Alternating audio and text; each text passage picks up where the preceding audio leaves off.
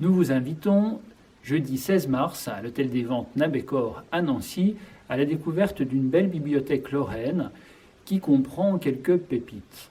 Parmi celles-ci, nous avons ce livre qui date de la fin du XVIe siècle et qui a été écrit par François de Rosières. Il s'agit d'une recherche sur les origines de la Maison de Lorraine et François de Rosières, dans ce livre, tend à démontrer la descendance des ducs de Lorraine de Charlemagne.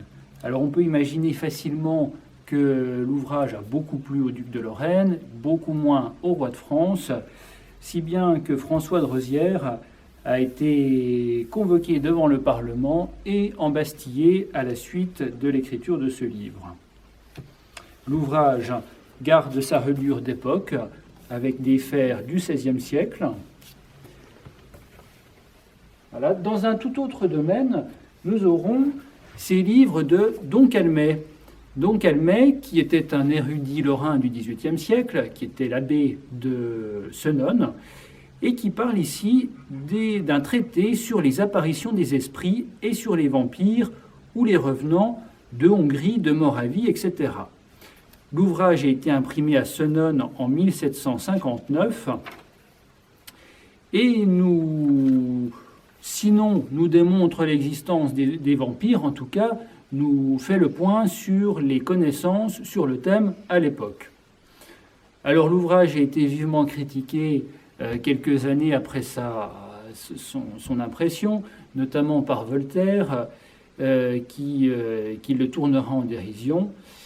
Don Calmet, qui sans doute s'attendait à ces critiques, écrit dans sa préface « Pour les prétendus esprits forts qui rejettent tout pour se distinguer ou pour se mettre au-dessus du commun, je les laisse dans la sphère de leur élévation, ils penseront de mon ouvrage ce qu'ils jugeront à propos, et comme il n'est pas fait pour eux, apparemment, ils ne prendront pas la peine de le lire. »